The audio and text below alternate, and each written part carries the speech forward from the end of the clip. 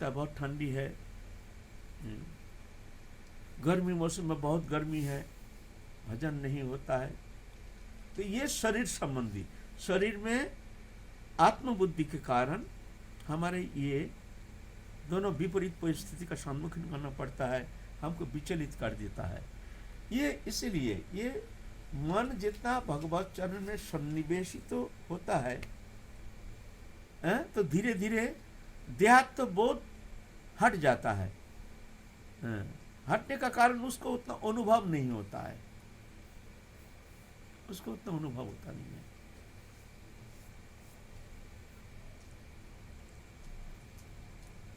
ये देहात्म बुद्धि ही कारण है। इसलिए साधक जो भजन करेंगे इस विषय ज्यादा ध्यान नहीं देंगे। गर्मी है, हाँ गर्मी है, होने दो, एक गर्मी मौसम है, ये तो होना चाहिए। ठंडी मौसम है, ये तो ठंडी, ये तो मौसम है, ये तो होगा ही। हमारे ये जो मुख है, मुखमंडल जो है, यहाँ पर ठंड क्यों नहीं लगता है? यहाँ बर्फ प्रदेश में चले जाओ, यहाँ तो खाली है, शरीर में ठंडा लगता है, कंबल उम्बल खूब ओढ़ लिया, लेकिन हमारे मुखमंडल जो है, यहाँ ठंड क्यों नहीं लगता है? क्या ये शरीर से अलग है? ना कुछ अलग तत्व से बना हुआ है। न लगने का कारण है अभ्यास। हम कभी यहाँ ढाकते नहीं है, तो क्या होता है, शीत उष्ण प्रकृति के नियम अनुसार हर परिस्थिति में, ग्रीष्म वर्षा शरद हेमंत शीत बसंत, शरद ऋतु में खाली रहने के कारण धीरे धीरे धीरे धीरे ये हमारे मुखमंडल जो है ना, ये प्रकृति से एक संबंध बना लेता है, स्वाभाविक हो जाता है, अभ्यास हो जाता है।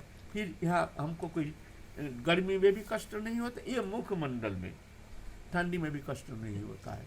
इसीलिए साधक उसको सहनशीलता का जरूरत है, नहीं तो तुमको विचलित करेगा ही। जो साधक भजन में प्रवृत्त हुए हैं, मान लीजिए कल अल्प उम्र है, मेरे तो बंद कर दे, ठंड लग रहा है, आस्ते आस्ते आस्ते,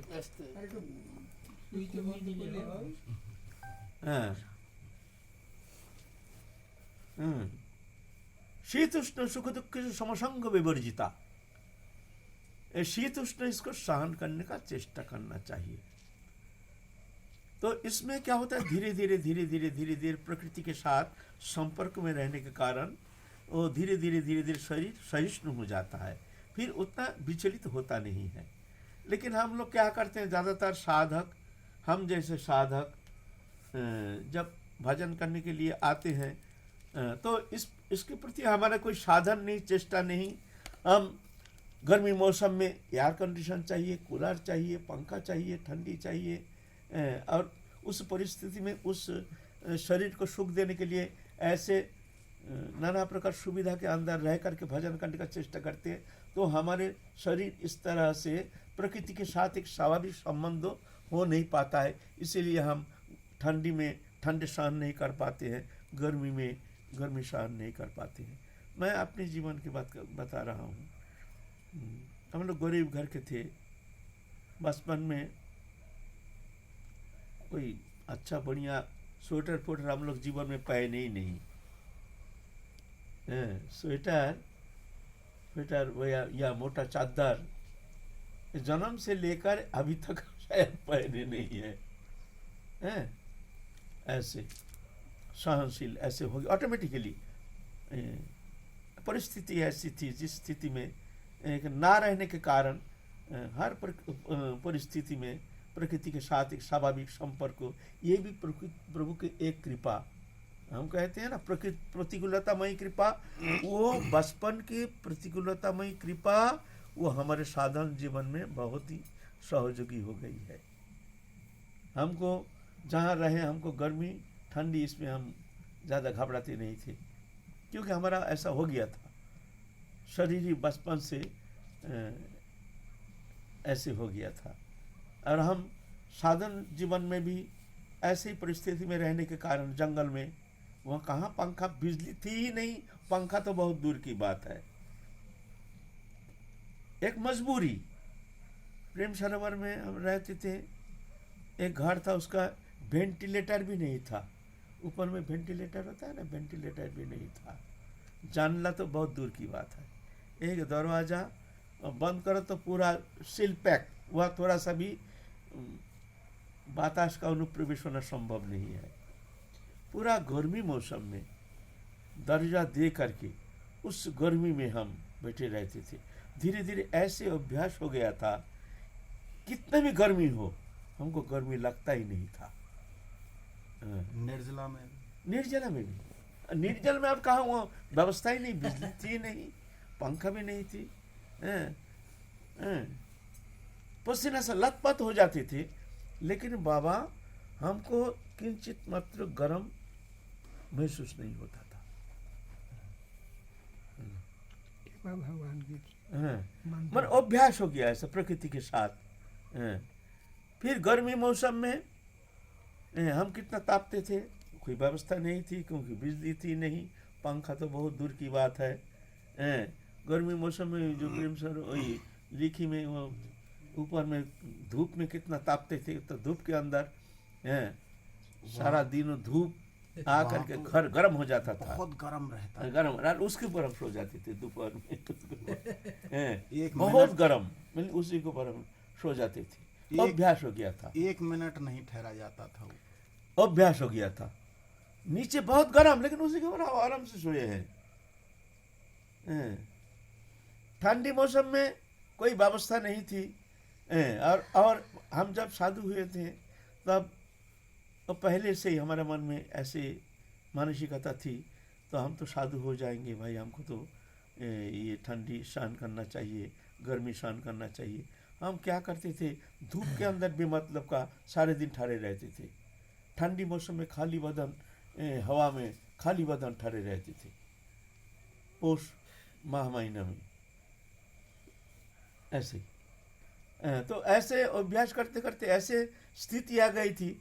हम पहले चादर, एक तो पतला चादर के ऊपर हम दिन व्यतीत करते थे, ये ऐसे हमने देखा है, अभ्यास हो गया था। हम जब गुरु जी के साथ रहते थे तो हमारे लिए रहने का कोई स्थान नहीं था। अभी का जैसे ऐसा नहीं, जो घर चाहिए, ये चाहिए, सुविधा चाहिए, खाने का, रहने का हर प्रकार सुविधा, मौज मस्ती, तब जाके गुरु सान्निध्य में रहेंगे। ऐसा स्थिति नहीं थी उसमें। कोई रहने का स्थान नहीं। एक तो बरामदा जैसा था, पीछे कुंड की तरफ एक जानला था खुला हुआ, उसका जानला कवर भवर नहीं था, खुला हुआ। ठंडी मौसम में वहीं पर पड़े रहते थे। नीचे बोरा, माथे में एक तो ईंट, तकिया फकिया कहाँ मिलेगा, है ही नहीं। बैराग नहीं, वो परिस्थिति बैरागी बना दिया, परिस्थिति। और बाबा पतला एक रुई का चादर जैसे और सूती का एक कपड़ा, यह हमारा ठंडे मौसम में बाहर पड़े रहती थी। वहीं पर पतला एक सूती का चादर और उसके ऊपर रुई का पतला एक चादर, बस ये हमारा ठंडी मौसम का हमारा। और वो भी बाहर पड़े रहते, दरजा जलना है नहीं। बरसात आने से उठ के बैठ जाते थे। कभी कभी ठंडी मौसम में कभी बरसात होती है ना, तो हम बैठ जाते थे। क्या करें, अब पानी आ रही है तो कहाँ जाएंगे, कहाँ। लेकिन बाबा आपकी कृपा से हमको ठंडी लगता नहीं था। आश्चर्य बात है, लगता ही नहीं था। मन यहाँ रहता नहीं था, न मन नहीं, अभ्यास हो गया था ऐसा। मन नहीं, मन की उतना स्थिति नहीं, हमारा अभ्यास ऐसा हो गया था। तो परिस्थिति हमको इस तरह से बना दिया था। अभी यहाँ आके हम बहुत ज़्यादा ही भोगी हो गया। पंखा, कूलर, फिर जाके यही कंबल वम्बल, बाबा हम लोग कंबल फम्बल कभी यूज नहीं किए हैं। यहाँ मन भोगी नहीं बन सका, तो सही भोगी हुआ, मन खत्म हो गया। तो हमने देखा है ये अभ्यास, ये साधक के लिए ऐसे अभ्यास करना जरूरी है। इसमें और एक सुविधा है, प्रकृति के साथ स्वाभाविक संपर्क में रहने से फिर जाके इसको आधी व्याधि भी बहुत कम होता है। बाबा और गर्मी के दिनों में अगर बेल का पत्ता उबाल कर उसका पानी पिया जाए तो धूप का असर कम होता है। धूप का असर ये हम पर्याप्त प्रयोग किए। देश में यही पेड़ के पत्ता उबाल करके 2 आदमी थे, वो लोग पी कर धूप पे रहते थे पूरा दिन पर। कम नहीं करता है, साधु ने खोज रखा है किसी। न होता है साधु के लिए ऐसा ही तो सब व्यवस्था खोजते है। रहते बाबा, थे। हाँ? अब जैसे कह रहे अभ्यास के माध्यम में सब सहन हो जाता है। अब मान लीजिए जिसका ठंडा सहन करने में बहुत तकलीफ होता है, तक तो होगा ही। सांस का बीमारी अभ्यास है। अभ्यास किया नहीं तो ठंडी सहन कैसे, वो पहले से अभ्यास करना पड़ता है। अच्छा। ऐसा थोड़ी होता है वृद्धावस्था में आ गया, पहले अभ्यास किया नहीं, आप अभ्यास करने जाएंगे तो फिर मरेगा। वो तो पहले से ही अभ्यास करना चाहिए। अभ्यास से तो हाँ, अभ्यास करना चाहिए। धीरे धीरे धीरे धीरे प्रकृति के साथ उसका एक संबंध हो जाता है ना। तो ये अभ्यास, तो शीतोष्ण जो है ये ध्यात्म बुद्धि से, ध्यात्म बुद्धि जिसका जितना प्रबल है वो उतना ही उसको कष्ट सताता है। ध्यात्म बुद्धि मतलब वैराग्य करना चाहिए, लेकिन जितना परिमाप में हो सकता है उतना करना। देखो, हम तो कहे हैं वैराग शब्द का माने है अनासक्ति। अनासक्ति का नाम है कोई भोग्य पदार्थ के प्रति, देहदयी वस्तु पदार्थ के प्रति आसक्ति के अभाव, उसको कहते हैं वैराग। लेकिन वैराग साधन के लिए, हमारे साधन जीवन को परिपक्वता के लिए साधक को ये चाहिए, शीत उष्ण आदि ये सहन करना चाहिए। शीत उष्ण सुख दुख समसंग विवर्जिता, तुल्य निंदा स्तुति मोहनी संतुष्ट जेन कनचित अनिकत स्थिर भक्तिवन जा समय प्रिय। अभ्यास में राग हाँ। ध्यान पर निरुद्ध। लेकिन ये तो ऐसा तो आजकल तो है नहीं। आजकल तो थोड़ा सा ठंडे लगने से कंबल उबल नाक मुख ढक करके, मफलर उपलर दे करके, टोपी उपी पहन करके, ये हानिकारक होता है साधक जीवन में। संग्रह करने तो का वो तो विचलित होगा ही, थोड़ा सा ठंडी में विचलित हो जाएगा, थोड़ा सा गर्मी आने से उसको सहन करना मुश्किल हो जाएगा। तो साधक जीवन में ऐसा नहीं होना चाहिए। जो इसी जन्म में भगवत प्राप्ति करने के लिए घर छोड़कर आए हैं, तीव्र साधन करने के लिए, उसको ये प्रकृति के साथ एक साम्यता, प्रकृति के साथ एक स्वाभाविक अवस्था में रहना, अनिवार्यता है। ये बहुत जरूरी है। अब ये क्या जो घर छोड़ के आया है इसके लिए, और जो घर पे रहते हैं उसके लिए भी निर्देश नहीं? उसके लिए देखो, वो तो संसारी है, संसार जीवन में रहता है, तो उसके लिए थोड़ा सा कंसीडर है, ठीक है। वो तो संसार में नाना प्रकार कर्म में लिप्त रहता है। साधु तो ऐसा नहीं है, वो तो भजन के लिए ही आया है। उसको तो 24 घंटा कैसे भी हो, उसको भगवत अनुशीलन ही हमारे जीवन का उद्देश्य। अगर कोई साधु घर छोड़ के आया है, वो अगर कहे जो भजन करने के लिए समय नहीं मिलता है, तो कहा जाएगा वो प्रपंची है। समय क्यों नहीं मिलेगा? तुम घर छोड़ के आए हो, तुमको समय क्यों नहीं मिलता है? हाँ, एक होता है कि गुरु सेवा में है, क्या भगवत, वो तो भजन ही है, वो तो भजन ही। अगर कोई मंदिर सेवा कर रहे हैं, गुरु सेवा कर रहे हैं, संत सेवा कर रहे हैं, वो तो भजन ही है। तो उसको तो 24 घंटा भजन में ही रहना है, कैसे भी हो, कायिक वाचिक मानसिक कैसे भी हो, भजन में ही लिप्त रहना है ना। तो भजन करने जो आए हैं उनके लिए ये द्वंद्व सहिष्णुता ये बहुत जरूरी है।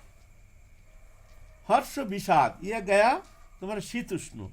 शीतुष्ण इसमें विचलित होने का कारण है देहात्म बोध, अभ्यास ना रहने का कारण, देहात्म बोध प्रबलता के कारण हमको ये कष्ट सताता है।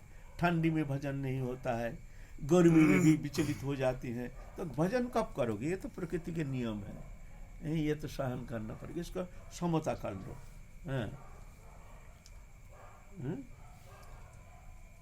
हर्ष और विषाद ये किसी किसी को बहुत ज़्यादा आपत्ति विपत्ति आने से भी कोई बहुत ज़्यादा फर्क नहीं पड़ता है, और किसी किसी का थोड़े से अल्पमात्र दुख आने से ही वो विचलित होता है।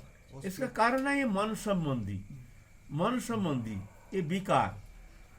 मन जब बहिर्विषय में ज्यादा लिप्त हो जाता है, भगवत संबंधी नहीं, जागतिक विषय में अधिक लिप्तता, माने माया मोह ममता, ये प्रबलता के कारण हमको हर्ष विषाद ये हमको अनुभव होता है। हर्ष हो, कोई वस्तु समागम हो गया, कोई प्रियजन समागम हो गया तो हमको आनंद होता है।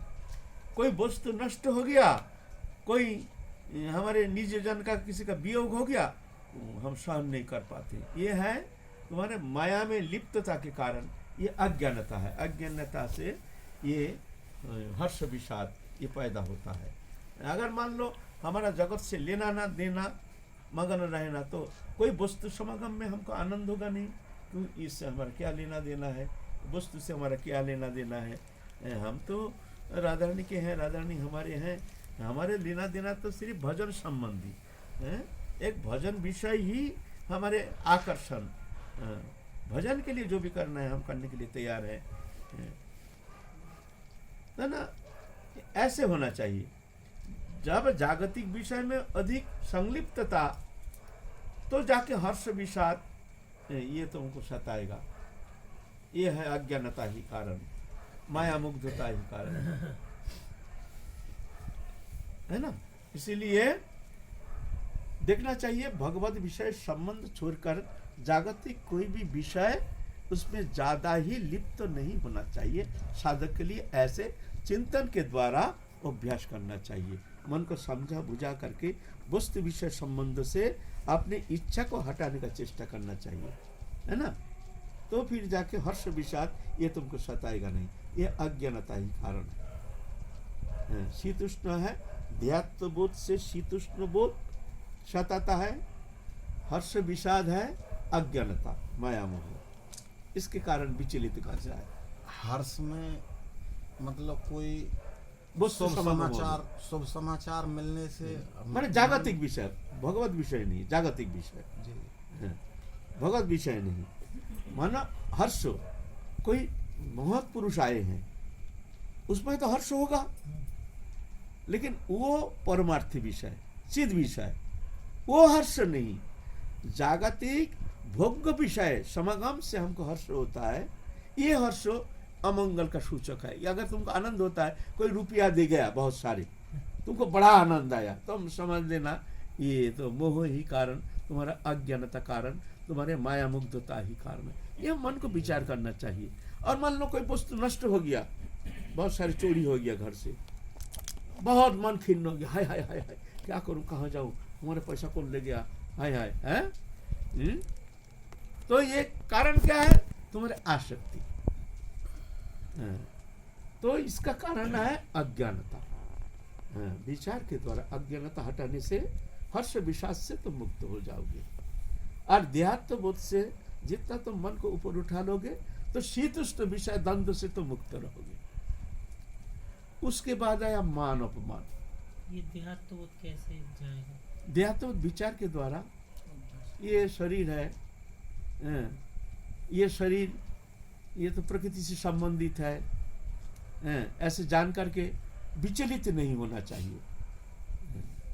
गर्मी मौसम में अच्छा है, बढ़िया है, आने दो गर्मी, बैठे रहो, चुपचाप शांत रहो, सहन करो। धीरे धीरे सहन करते करते करते करते करते करते तुम्हारी सहनशीलता आ जाएगी, फिर गर्मी तुमको सताएगा नहीं। इसका प्रमाण मैं बोला ना, अभी तो मेरा तो अभ्यास बहुत खराब हो गया यहाँ आकर के, लेकिन पहले हम देखे हैं ठंडी गर्मी हमको कोई कष्ट हमको अनुभव नहीं होता था। ठंडी मौसम में भी हम खाली बदन में खूब घूमते थे, हम खुद देखे। फिर आया मान अपमान, ये भी एक महा खतरनाक द्वंद्व। मान अपमान है अहंकार से पैदा होता है। जिसको सम्मान में जितना आनंद होता है, अपमान में उससे ज्यादा उसको कष्ट होता है। और दोनों ही अज्ञानता, दोनों ही अज्ञान जाता अहंकार से पैदा होता है। तुम्हारे अंदर कितना अहंकार है, माने अज्ञान जाता अहंकार। हमने बताया है अहंकार का दो वृत्ति, एक चिद वृत्ति, एक जड़ वृत्ति। चिदवृत्ति नहीं, चिदवृत्ति भगवान से संबंधित अहंकार, मैं राधारणी को, राधारणी मेरी है, ये जो है ये चिद अहंकार, ये तो होना चाहिए। लेकिन जड़ीय अहंकार, मैं शरीर हूं, शरीर संबंधी वस्तु मेरा है, और इसके प्रबलता, ये अहंकार जितना प्रबल है उसको सम्मान में उतना हर्ष होता है, अपमान में उतना कष्ट होता है। पूरा ही महान अज्ञानता, ये एक भयंकर बाधा है साधक जीवन में।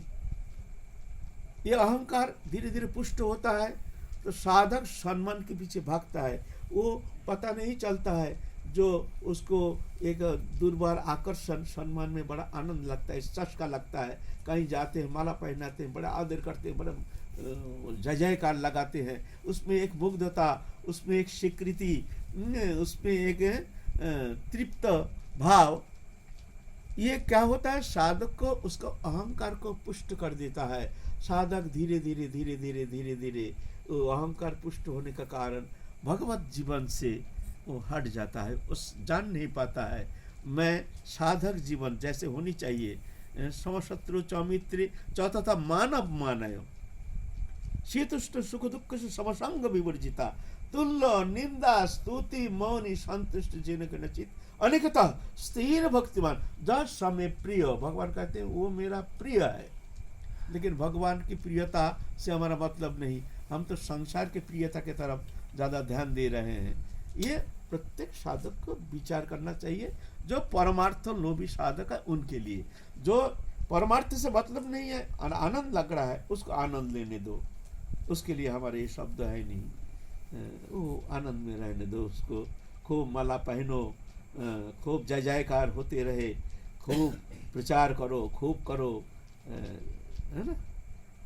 तो ये जो मान अपमान,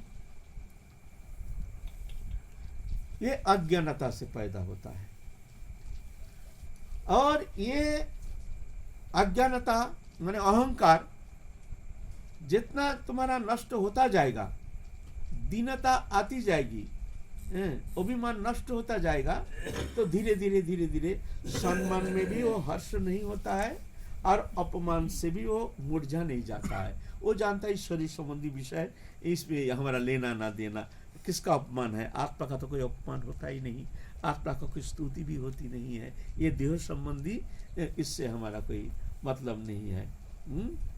तो धीरे धीरे धीरे धीरे ये देखना चाहिए। तुमको मान लो ज्यादा सम्मान करने से अगर तुमको हर्ष होता है तो समझ लेना तुम्हारे अंदर प्रबल अहंकार है, और ये अहंकार तुमको आगे बढ़ने नहीं देगा, भक्ति जगत में तुम पहुंच नहीं पाओगे।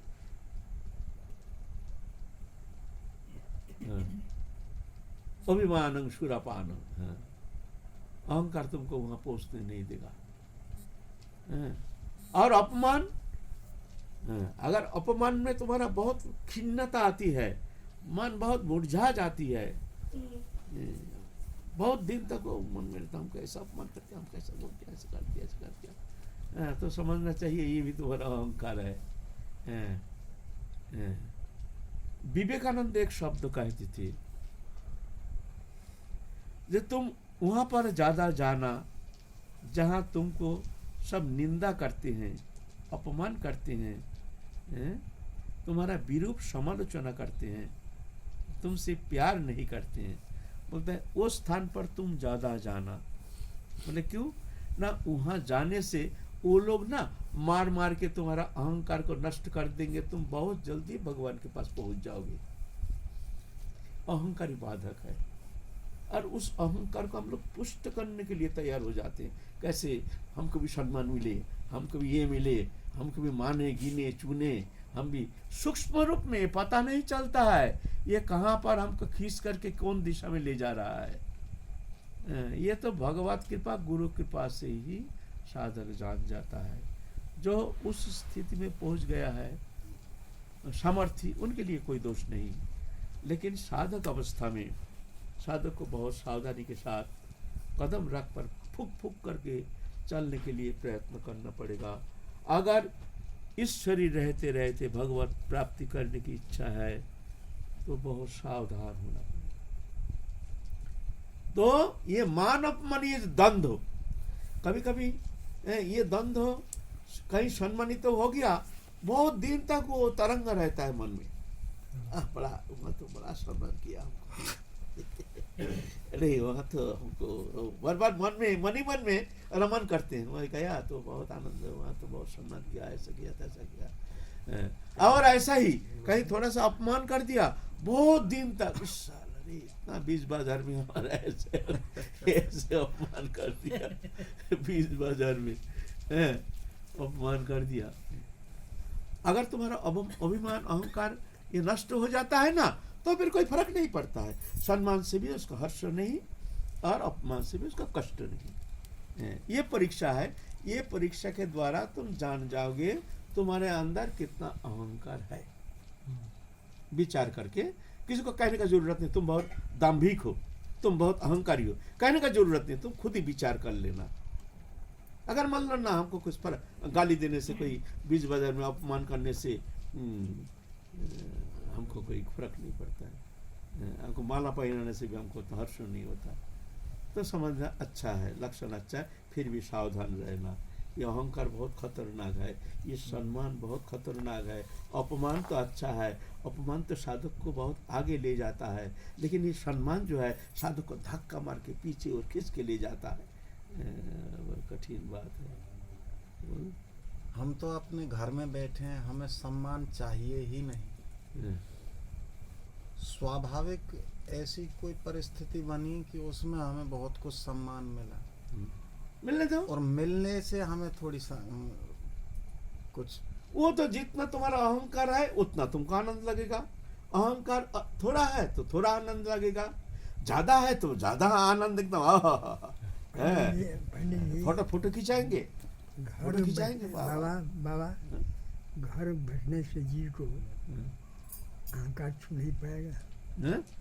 घर बैठने से जी को अहंकार छू नहीं पाएगा ना। घर बैठने से कुछ नहीं होता है, घर बैठने से कुछ नहीं होता है, तो छिपा रहता है। घर बैठे बैठे वो छिपा रहता है, वो तो वस्तु संपर्क होने से फिर देखो आगे निकल जाएगा। और क्षमा करे, जो एकदम बिल्कुल एकांत में है, लोक संपर्क में या लोक व्यवहार में है नहीं, उसको कैसे अहंकार छू सकते हो? तो बाहर निकलता ही नहीं।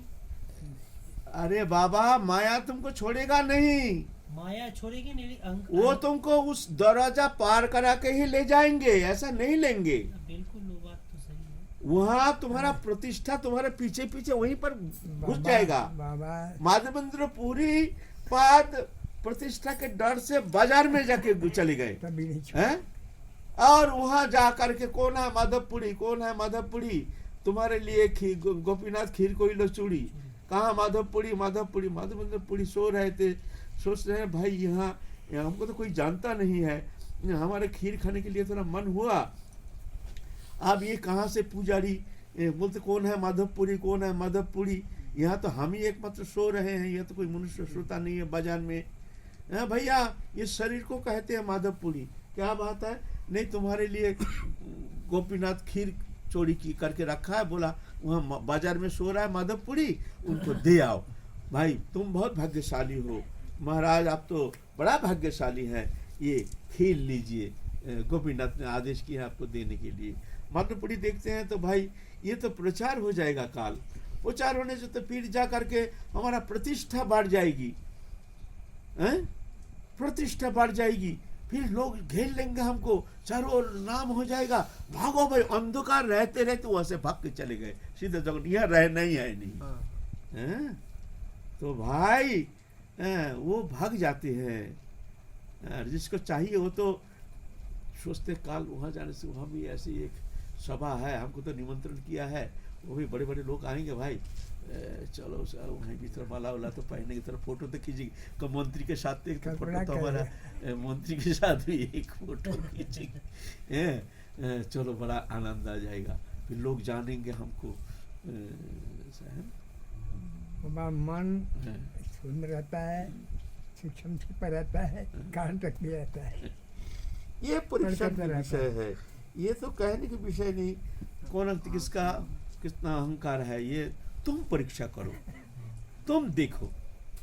अच्छा, एक दिन आप कह रहे थे कि भक्त जो है भगवान के विरह में आंसू बहा रहा है, और लेकिन मन में वो सुप्त वासना उस समय भी सम्मान की भावना हो रही है कि शायद